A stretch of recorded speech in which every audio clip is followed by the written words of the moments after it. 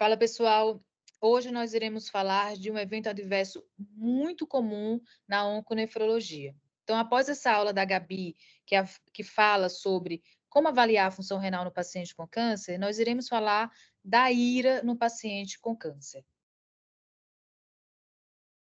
Ira no paciente com câncer. De fato, a ira é o evento adverso mais comum nessa população de pacientes. Além de o câncer estar muito presente nesses pacientes que são submetidos a transplante renal, é comum também na população de pacientes com doença renal crônica e doença renal crônica em diálise. Os distúrbios hidroeletrolíticos que ocorrem no paciente com câncer ou decorrente do tratamento que eles são submetidos, além de inúmeros outros eventos adversos que podem ocorrer, por exemplo, doenças glomerulares paraneoplásicas ou doenças glomerulares após a exposição de tratamentos como terapia-alvo, levando à microangiopatia trombótica, câncer do trato geniturinário, levando a ira obstrutiva, inúmeros tratamentos com inúmeros eventos adversos, que vai desde a ira, distúrbios eletrolíticos, a doenças glomerulares, a microangiopatia trombótica, lise tumoral, mieloma múltiplo. Então, quando a gente está diante de um paciente com câncer, existem os riscos da própria doença, como obstrução, hipercalcemia, nefrectomia ou a lesão pelas paraproteínas, e os riscos iatrogênicos decorrentes do tratamento quimioterápico, terapia-alvo, imunoterapia, aquele paciente com câncer e com dor que é exposto de forma prolongada a anti-inflamatórios não esteroidais, contraste, antibióticos, pacientes que têm infecção, que têm hipovolemia, essas doenças renais, elas cursam com piores resultados nessa população de pacientes com câncer. Vamos falar, antes de etiologia, avaliação, tratamento, um pouco sobre epidemiologia. Então, essa coorte dinamarquesa, ela avaliou os pacientes quanto risco de ira. Então, o risco de ira no primeiro ano do diagnóstico do câncer chegou a 17,5% e com 5 anos do diagnóstico a 27%. Essa população de Ontário teve uma incidência geral de ira de 9,3%. E essa coorte chinesa, a incidência foi de 7,5%. A ira tem inúmeras causas, do seu tratamento, diretamente causada pelo câncer, hemodinâmicas, metabólicas. 40%, por exemplo, dos pacientes criticamente doentes com câncer requerem terapia de substituição renal.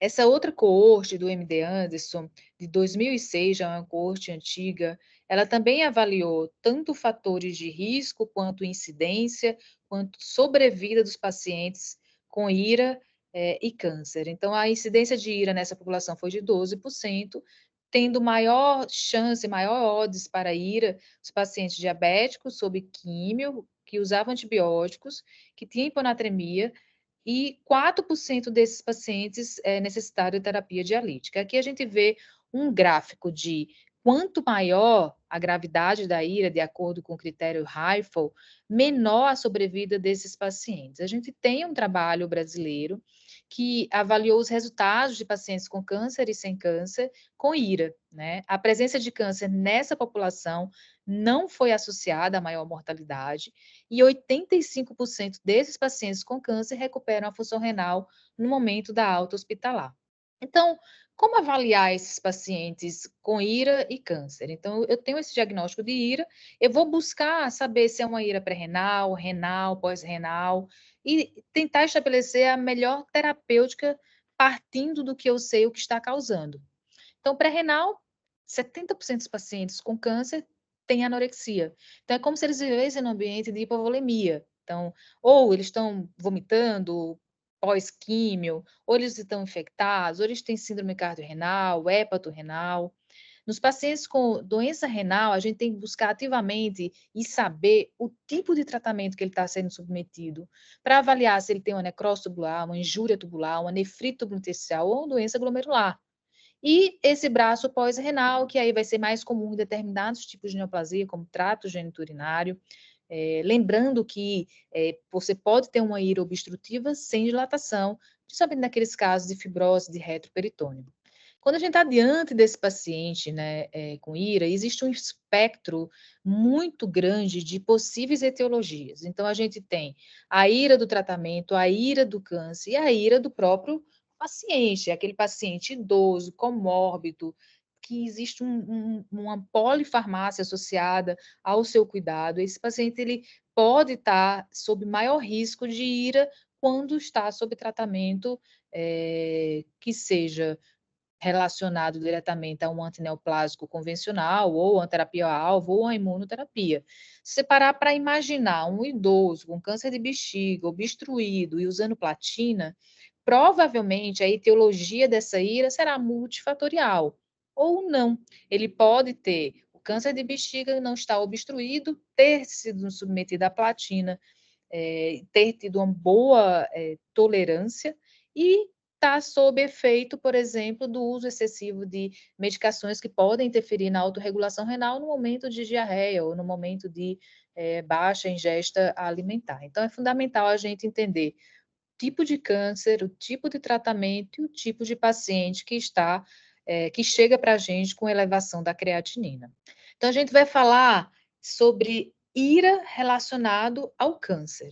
Então, teremos aulas em separado de todas essas intercorrências, né? Então, a IRA pela lise tumoral pode ocorrer em até 50% dos pacientes, a hipercalcemia ocorre em torno de 30%, 10 a 15% vão ter IRA obstrutiva e a obstrução num contexto de doença avançada, sobrevida média ao redor de 7 meses, sendo principalmente, acometendo principalmente pacientes com neoplasia do trato geniturinário, algumas coortes descrevem maior frequência em câncer de próstata. E menos de 1% de IRA vai ser decorrente de infiltração. Em relação, por exemplo, às paraproteínas circulantes, elas podem ocasionar IRA de etiologia do próprio câncer, né? Por exemplo, mieloma múltiplo pode ter IRA em cerca de 50% dos pacientes. A terapia para essa IRA é uma terapia direcionada ao clone, né, desses linfócitos B. Essa deposição de paraproteína pode ocorrer em inúmeros compartimentos renais, levando a apresentações clínicas variadas, então amiloidose, doença de cadeia leve, pesada, Fanconi, disfunção tubular, efeitos funcionais. A terapia extracorpórea, nesse contexto, ela permanece com uma indicação e um resultado ainda controverso. Em relação à IRA que ocorre na população de pacientes submetidos a transplante de medula óssea. Então, o transplante de medula óssea é um tratamento com a intenção curativa.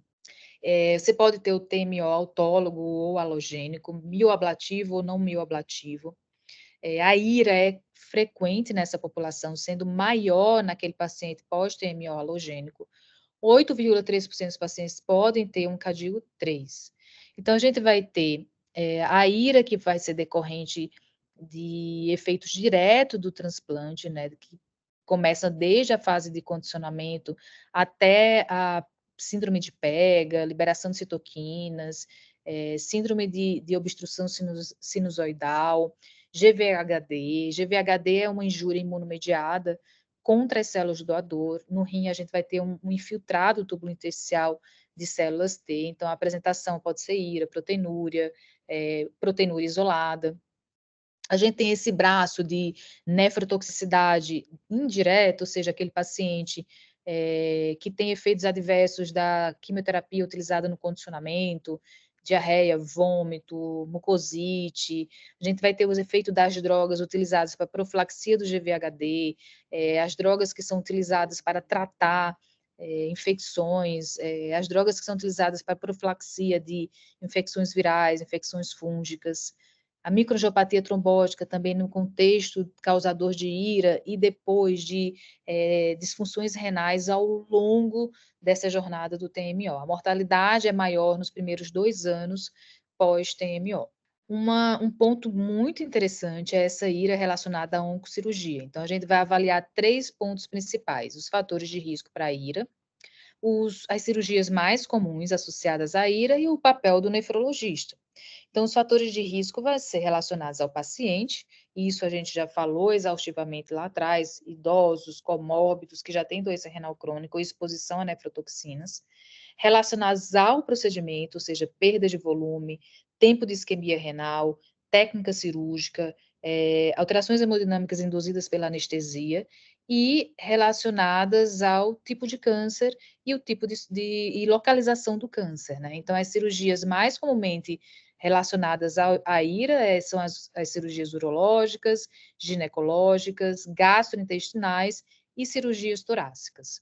O papel do nefrologista vai desde a otimização de volemia, eletrólitos, evitar a exposição de outras nefrotoxinas, assim como minimizar o uso de inibidores da renina, angiotensina, aldosterona, que ainda é um tema controverso na nossa prática clínica, a gente suspende. A IRA pós-nefrectomia também vai cair no que nós falamos anteriormente, então, as características do paciente, quanto mais mórbido, mais idoso esse paciente for, maior risco de IRA, os fatores relacionados ao procedimento, perdas sanguíneas, campleamento, anestesia, e ao tipo de cirurgia. Então, cirurgias com nefrectomia parcial têm menor risco de IRA do que aquelas cirurgias com nefrectomia radical e com campleamento da via cava inferior prolongado, isso diminui a perfusão renal, tá?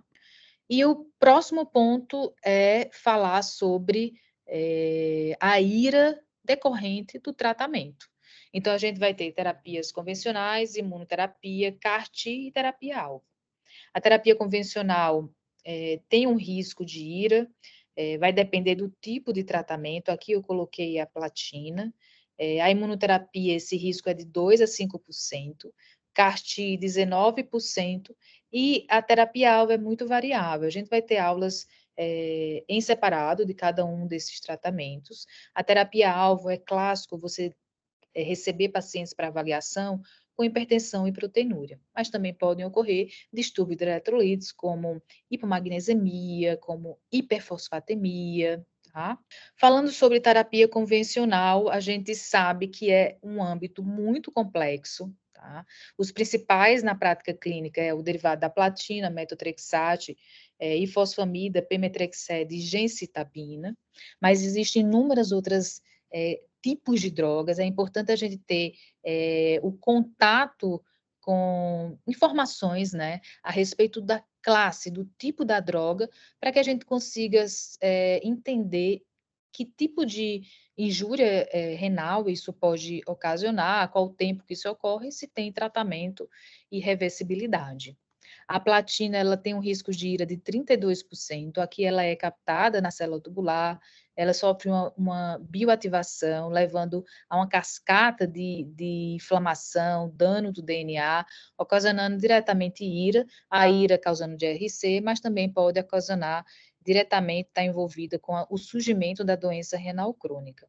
Metotrexate caracteristicamente leva a essa nefropatia por cristais, a gencitabina, o clássico, é a microangiopatia trombótica, pemetrexed é a necrose tubular aguda e a ifosfamida é injúria tubular proximal. A imunoterapia, a IRA é comum nessa população. Então, 17% de qualquer tipo de IRA. No entanto, a IRA imunomediada é menos frequente, 2 a 5%.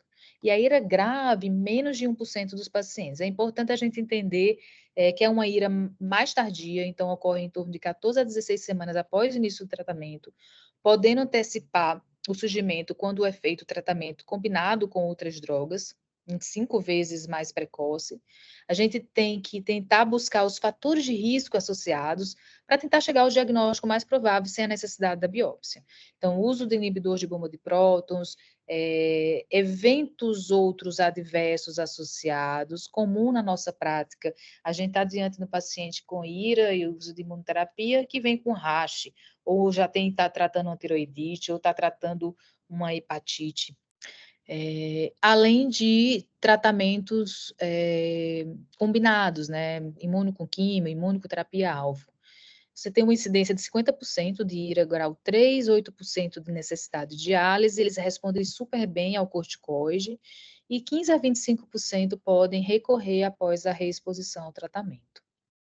A CAR-T é uma modalidade muito nova, muito jovem, a gente está há 1 ano e meio fazendo esse tratamento na instituição que eu faço parte, nós temos 18 infusões, nossa incidência de IRA chega ao redor de 30%, mas a maioria das IRAs são IRAs leves, grau 1, grau 2. Os mecanismos de IRA é por síndrome de liberação de citoquinas, síndrome de lise tumoral e ativação macrofágica. A lise tumoral e a ativação macrofágica, elas aumentam esse processo inflamatório, aumentam a liberação de citoquinas, levando e favorecendo ao surgimento da IRA nesses pacientes. A IRA, então, como já foi comentado, ocorre em 18% dos pacientes, além de inúmeros distúrbios hidroeletrolíticos, hiponatremia, calemia e hipofosfatemia. A síndrome de liberação de citoquinas tem uma frequência bem expressiva, 85% dos pacientes. Essa coorte recentemente publicada traz como principais fatores de risco para a IRA nessa população, pacientes que têm doença renal crônica, que tem a síndrome de liberação de citoquinas, 88% de chance, que tem o ICANS, que é a síndrome neurológica decorrente da infusão da CAR-T. A maioria da IRA nessa população foi grau 1, apenas 2,6% dos pacientes tiveram grau 3.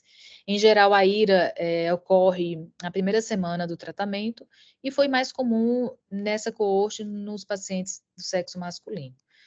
As infusões que são feitas e autorizadas aqui no Brasil atualmente em termos comerciais é o anti-CD19. O tratamento ele vai ser baseado de acordo com o grau, né, da síndrome de liberação de citoquinas. O grau 1, geralmente você tem febre, pode ter queda de pressão, o tratamento é basicamente suporte. Naquele grau 1 que persiste, ou seja, mais de 3 dias de febre, tem queda de pressão, você está autorizado a usar a droga de escolha, que é o inibidor da interleucina 6, que é o tocilizumab. No grau 2, persistente, o grau 2, grau 3 e grau 4, você pode associar, além do suporte hemodinâmico, muitas vezes o paciente requer atendimento na UTI, suporte de oxigênio, o uso associado do corticoide, a droga, primeiro vem a dexametasona, naqueles casos mais graves, a metilprednisolona, 1 grama por dia. Em relação à terapia-alvo, como eu falei anteriormente, a incidência de IRA ocorre de forma variável, tá? O que a gente vê nesse tipo de tratamento é uma redução da secreção tubular da creatinina, são o que a gente chama de pseudo-AQI, via inibição da MAT1, MAT2K e OCTC2. Aqui a gente vai ter os inibidores da MAT1, que podem estar associados à elevação da creatinina, né, sem alterar a cistatina C. Esses pacientes que têm essa inibição da MAT1, eles têm uma incidência expressiva, né, dessa pseudo aqui, com uma frequência bem menor de IRA grau 3, grau 4. Quando o paciente não tem essa inibição da MAT1, você vê que não existe essa IRA mais grave, né, grau 3 e grau 4. Então, a gente volta para aquela imagem do início da aula, né? Então, a gente tem uma IRA, que pode ser pré-renal ou pós-renal.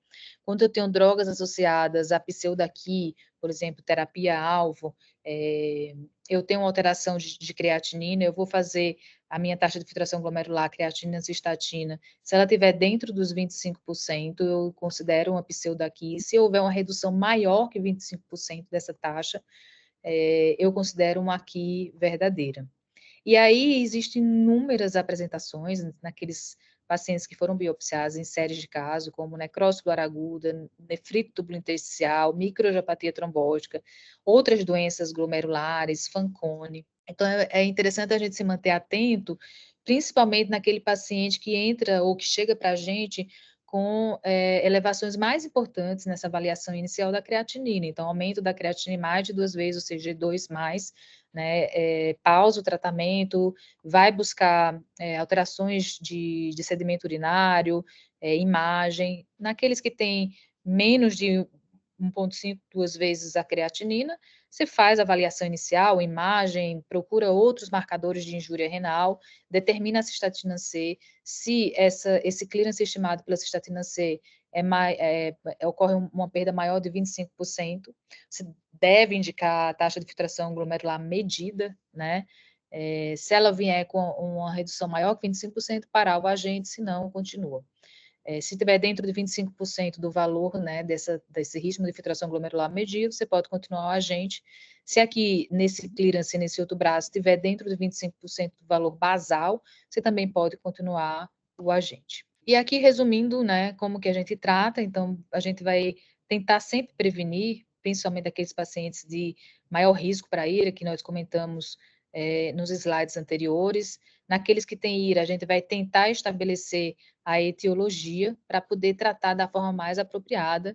Muitas vezes essas ferramentas que nós temos não invasivas, né, não são suficientes para chegar ao diagnóstico da etiologia da IRA, muitas vezes é necessário indicar a biópsia renal e tratar de acordo com esse encontro patológico. Até breve, nós nos encontraremos na próxima aula. Um grande abraço.